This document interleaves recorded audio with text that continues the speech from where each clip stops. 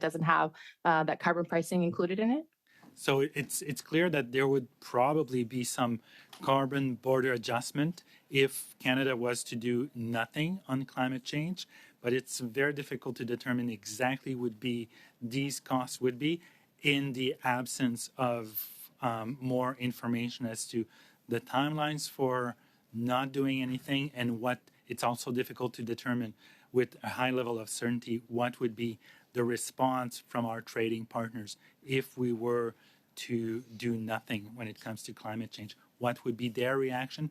What would they deem to be sufficient or insufficient? So what's the trigger for our trading partners? And also, would it capture, of course, some of the foreign investment around that zero emission economy that we're really trying to build here in Canada? For example, the 30 billion just in the automotive industry, for example. I think that would probably be a slightly different issue. The government has a zero emissions vehicle mandate. So even if we were to move away from a carbon tax, it would probably mean that internal combustion engines would be slightly less expensive to operate.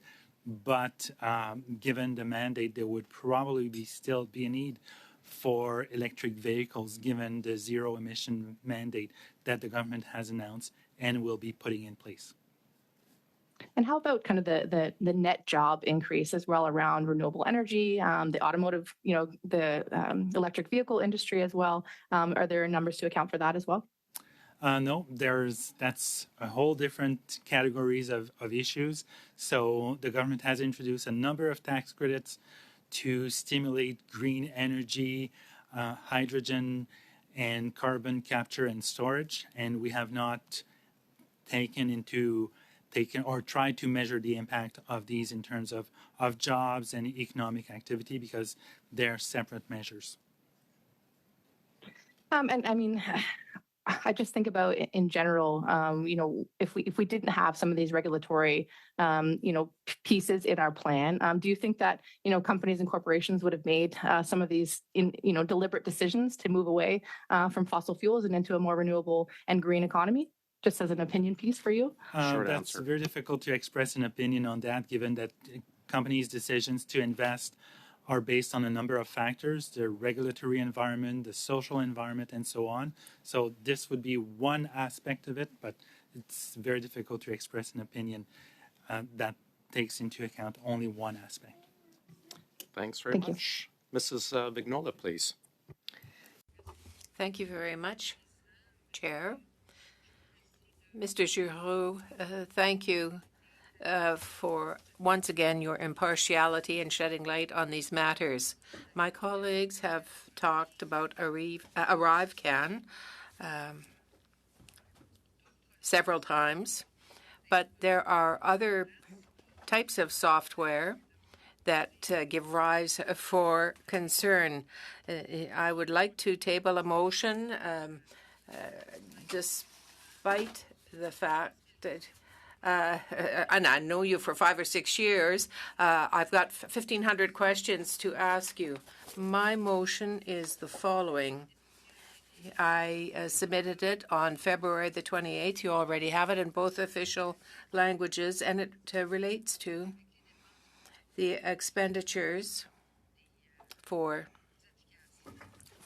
apps that given that the Auditor General of Canada has determined that the ArriveCAN app costs some $60 million for Canadians, and that there has been a disaster with everything associated with it, and two, that border services are currently working on the implementing of an official digital system of records to apply international trade policies for commercial duties and taxes to imports and trade chain partners, known as CBSA assessment and revenue management, CARM, and that the new system would come into effect for everyone on May 2024, May 13th, 2024, despite a short trial period and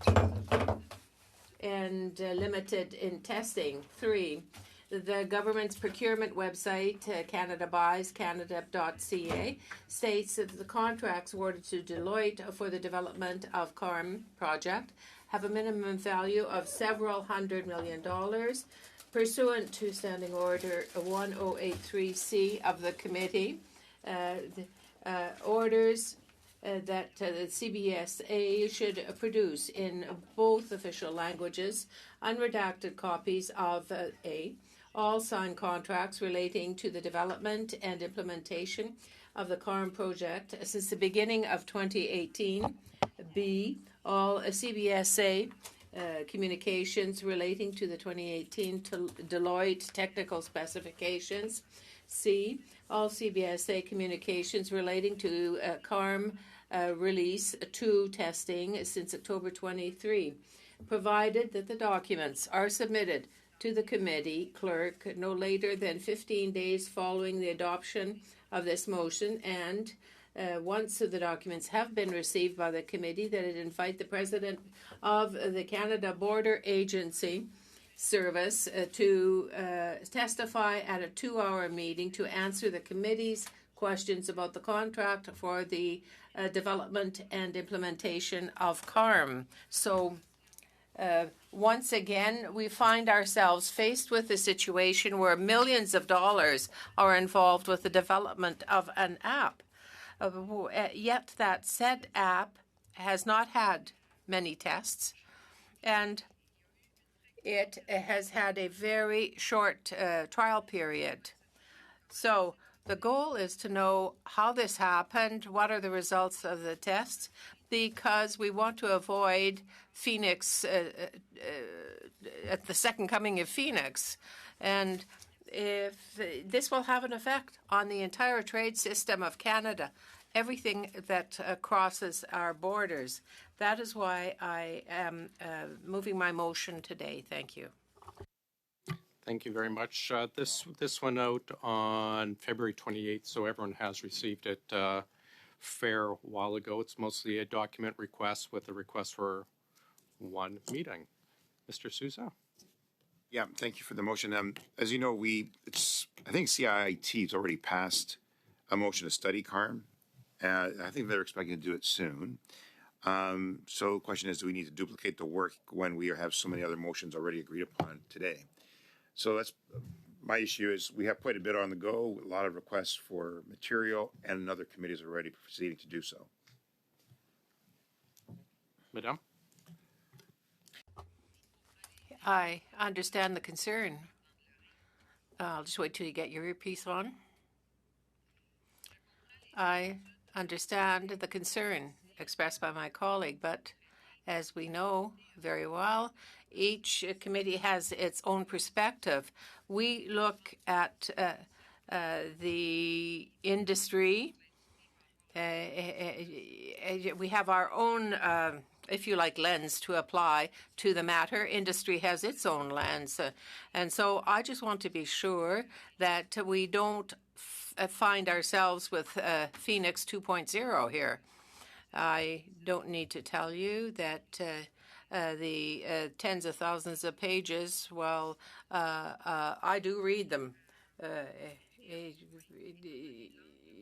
But given the perspective and given the lens that we bring to the matter, I think that the processes used by acquisitions should be proven to be direct, to be adequate.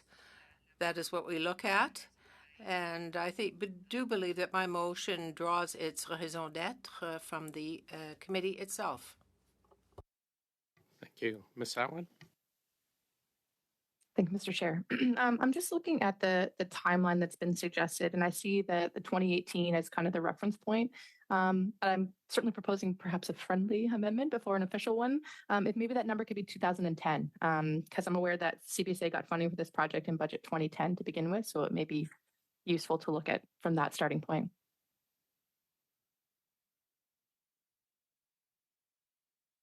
Yeah, well, I understand what you're saying, that you can't do friendly amendments. You can propose an amendment.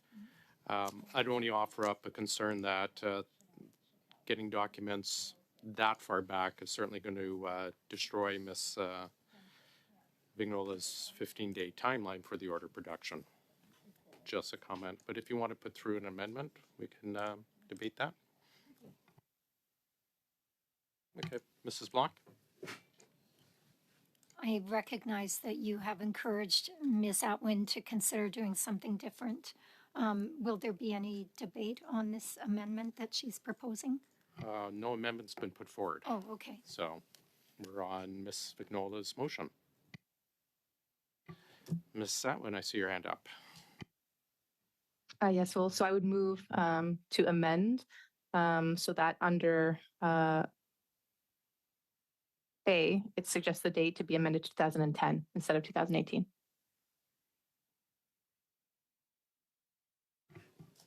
Okay. Anyone wish to speak on?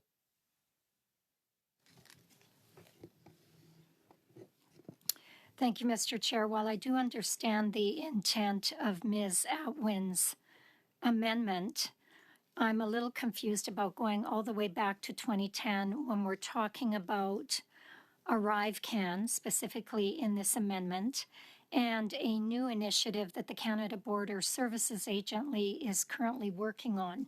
And I don't know what the timeline is in regards to when they began work on this project, but I'm not sure that it's useful to go all the way back to 2010 when we're talking about this new digital system that is resulting from some of the issues that we've seen at our border services agency. Thank you. Mr. Sousa? Well, I think some of the reasons that we This is on the amendment. on the amendment, yeah. One of the reasons to do so is because the project that we're discussing, the CBSA Assessment and Review Management, known as CARM, has actually been ongoing for some time prior to ArriveCAN. And the development and the establishment and some of the issues that precluded it from coming to be may be worthwhile pursuing and understanding. And hence, we would pursue, or we would suggest we go back further to then identify more effectively what has been done in respect to it.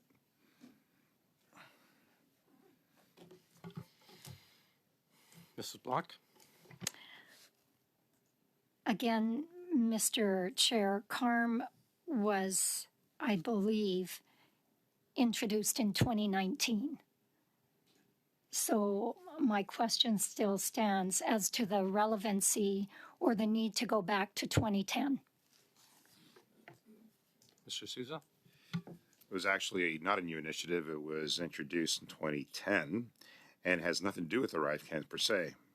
It was something that was introduced, and for us in this committee to have a better appreciation of what it's about, we have to go back to the beginning.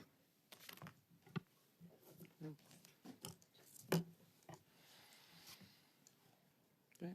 Seeing nothing else, can we vote on the amendment? Order, Mr. Chair. Yeah. Well, that's not a point of order. Okay, I believe the committee is being misled about the creation of CARM, but perhaps we'll take that offline. But everything that I'm looking on the Government of Canada website says it was introduced in 2019. Yeah, understand. I'm not sure if someone, well, I'll get you in a second, Mr. Backrack. I'm not sure if anyone wants to share that, but if it didn't exist before 2019, then I'll certainly make easy to get documents going back to 2010. Mr. Backrack, go ahead, sir. The amendment. That was going to be my point, Mr. Chair. The date is somewhat irrelevant. We're essentially looking for all the documentation related to the project, and I think going back further ensures that we receive all of the relevant documentation. And if there isn't any for those years, then it's not going to show up. I apologize for stealing your commentary. Are we ready to move ahead on the amendment? Just basically changing to 2010. Do we need a vote, colleagues, or are we just fine moving ahead on the amendment? Okay, we will do a recorded vote on it. Mr. Jahari. Support. Mr. Baines. Yes. Mr. Sousa. Yes. Mr. Kuzmerchik.